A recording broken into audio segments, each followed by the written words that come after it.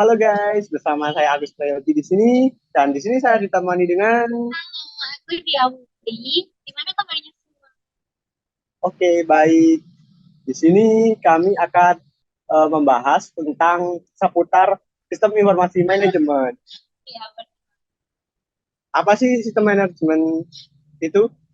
ya, jadi sistem informasi manajemen itu adalah suatu sistem yang digunakan untuk mengelola informasi untuk kegiatan manajemen di suatu organisasi atau bisnis. Nah, tentu di suatu sistem informasi manajemen itu pasti ada bagian-bagiannya. Apa itu bagiannya? Oke, nah jadi di dalam sistem manajemen informasi itu dibagi menjadi 5 jenis, yaitu ada perencanaan, produksi, distribusi, sales, dan warehouse. Seperti itu kawan-kawan. Tapi kita bakal fokus dengan 3 hal saja, yaitu ada perencanaan, produksi, dan apa satunya? Distribusi. Distribusi. Oke. Nah, apa sih perencanaan menurut kamu? Oke, kalau aku kutip dari buku pengantar manajemen yang ditulis oleh Sugiono pada tahun 2000, perencanaan itu adalah langkah awal yang di dalam manajemen yang melibatkan pemilihan alternatif yang mana itu didasarkan dari tujuan perusahaan itu sendiri. Nah, perencanaan ini didasari dari faktor sumber daya perusahaan itu juga, lalu juga di pertimbangan dari resiko atau kendala yang mungkin dihadapi di kedepan harinya. Lalu peran perencanaan atau planning ini itu adalah untuk berfungsi sebagai patokan atau panduan dalam mencapai tujuan tadi. Jadi kalau menurut kamu nih apa perencanaan? Oke, jadi kalau menurut aku itu mungkin planning itu sebuah proses dalam menentukan tujuan organisasi dan juga menyajikan secara lebih jelas berbagai strategi, taktik, dan operasi yang dibutuhkan untuk mencapai tujuan utama organisasi tadi secara keseluruhan. Perannya mempermudah manajer untuk melakukan koordinasi dengan berbagai elemen dalam organisasi. Nah, habis itu perencanaan itu tuh ada 3 jenis, yaitu pertama apa aja tuh Kak Dia? Oke, yang pertama ada perencanaan terstruktur. Ya, itu perencanaan yang biasanya rutin atau dilakukan berulang-ulang di kegiatan operasional. Jadi perencanaan ini contohnya ada perencanaan produk, perencanaan keuangan, dan perencanaan sumber daya manusianya. Oke, yang kedua ada yang namanya perencanaan semi struktur, merupakan perencanaan yang memiliki struktur yang kurang jelas dan teratur. Perencanaan ini biasanya digunakan untuk kegiatan yang bersifat tidak rutin dan kompleks. Contoh perencanaan yang tidak rutin dan kompleks atau semi struktur adalah perencanaan proyek, perencanaan pemasaran, dan perencanaan resiko. Dan yang terakhir ada apa Kak Dia? Iya, yang terakhir ada yang struktur itu perencanaan yang memiliki struktur yang sama sekali tidak bisa diprediksi. Ya, kayak contohnya ini bisa perencanaan untuk pengembangan produk baru yang sebelumnya belum dipikirkan. Oke, benar sekali Kak Dia. Oke, jadi kita akhirnya tahu nih apa itu perencanaan, terus macam-macam dan contohnya. Kita lanjut bahas untuk produksi nih. Ini tuh proses produksi barang atau layanan sebuah organisasi atau perusahaan yang melibatkan serangkaian aktivitas yang mencakup perencanaan, pengawasan, pengendalian, dan pelaksanaan kegiatan produksi yang diperlukan untuk memenuhi kebutuhan pelanggan atau pasar. Peranannya di organisasi harus memastikan bahwa produk yang dihasilkan sesuai dengan permintaan pasar dan dengan standar dan kualitas yang terbaik agar dapat diandalkan oleh pelanggannya. Seperti itu. Ya, kalau dari aku untuk produksi ini, aku tahu dari kutipan buku Production and Inventory Management oleh Soberti tahun 1991.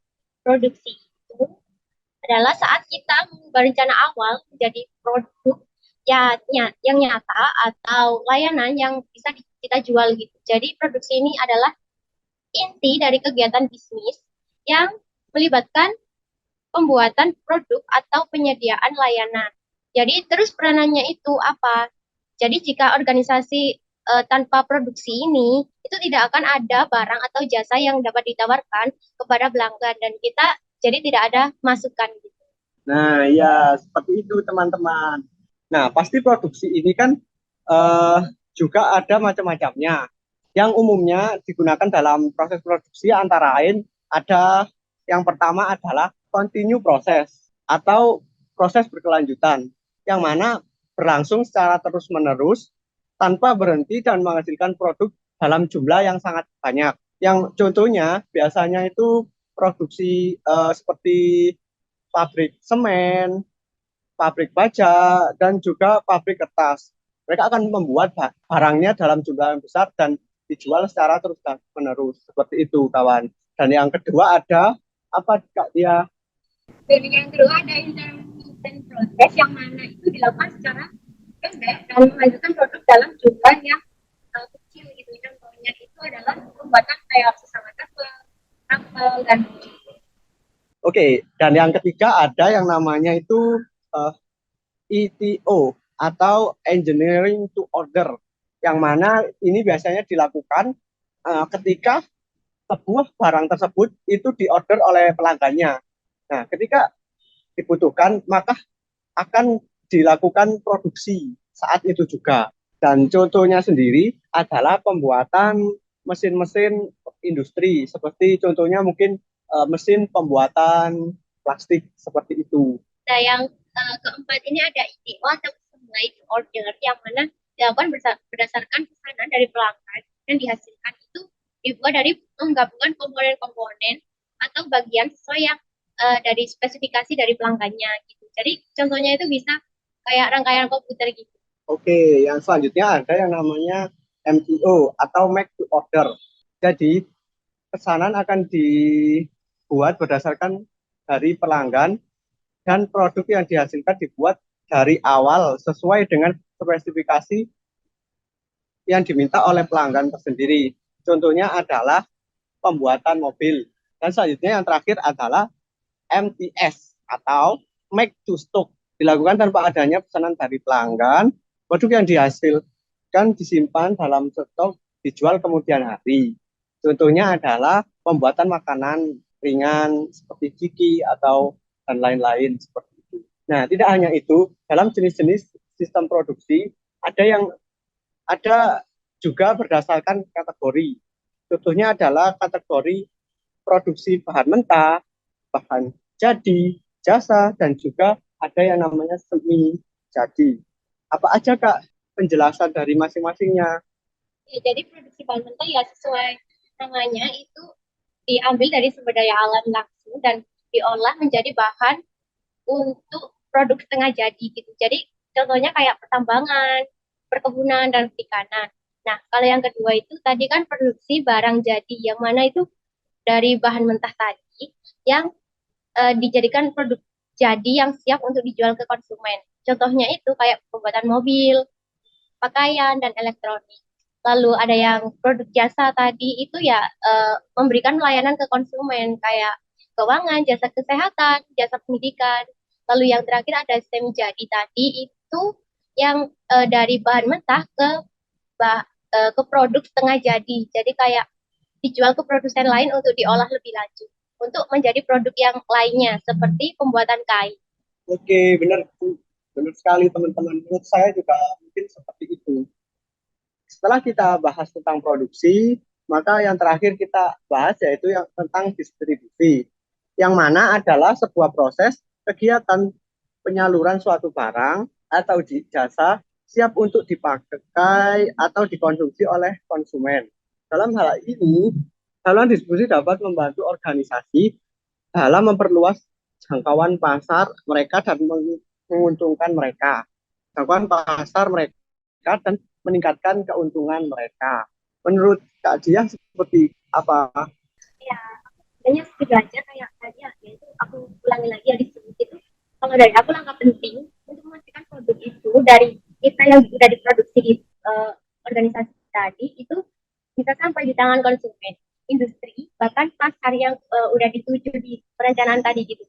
Nah, Jadi perannya distribusi ini sebagai jembatan dari kita yang produksi ini ke pelanggan tadi gitu. Nah, kalau produk ini tidak ada di pelanggan gitu kan tadi tidak menghasilkan pemasukan gitu kan. Jadi distribusi ini cara untuk mendapatkan pendapatan gitu.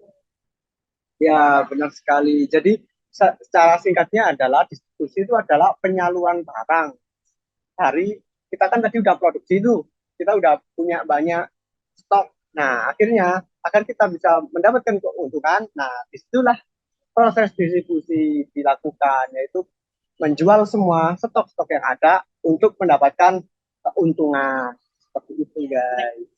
Tidak hanya itu, dalam sistem distribusi sendiri, itu juga mempunyai beberapa jenis, guys. Yang pertama ada yang namanya distribusi langsung, yaitu penjualan produk langsung dari produsen ke konsumen tanpa melalui perantara atau mitra. Contohnya adalah penjualan produk-produk kecil seperti makanan ringan dan juga minuman seperti itu. Dan yang kedua ada apa Kak Dia? Saya kedua ada distribusi yang tidak langsung. Jadi penjualan produk melalui perantara seperti pedagang, agen, dan distributor. Nah, contoh penjualan produk-produk ini itu seperti produk besar yang seperti mobil, sepeda motor, atau peralatan rumah tangga yang bisa diangkut. Yang ketiga boleh. Nah, yang ketiga ada yang namanya distribusi semi langsung, yang mana penjualan produksi melalui perantara yang terbatas, seperti toko retail atau agen tunggal. Contohnya adalah penjualan produk-produk seperti pakaian, kosmetik, dan lain sebagainya. Nah, akhirnya kita udah bahas nih ketiga bagian dari sistem informasi manajemen. Jadi kita bahas apa lagi nih? Kan udah selesai ada definisi, contoh macam. Lalu apa lagi nih? Jadi gini untuk penutup, kita akan simpulkan hubungan ketiga bagian tadi. Yang pertama, nah perencanaan itu yang menentukan apa? Produksi mengubah rencana menjadi kenyataan dan distribusi memastikan produk mencapai pelanggan dan sesuai dengan rencana. Ketiga elemen tadi saling berhubungan dalam menjalankan operasi bisnis yang sukses dan mencapai tujuan organisasi secara efisien. Jika salah satu elemen tidak terpenuhi atau tidak sesuai rencana, hal ini dapat mempengaruhi keseluruhan proses dan hasil bisnis itu sendiri. Oke, semua pembahasan sudah tuntas nih. Jadi ini tandanya perbincangan kita harus diakhiri sampai sini aja. Terima kasih udah nonton sampai dari awal sampai akhir. Semoga bermanfaat dan sampai jumpa di lain kesempatan. Bye.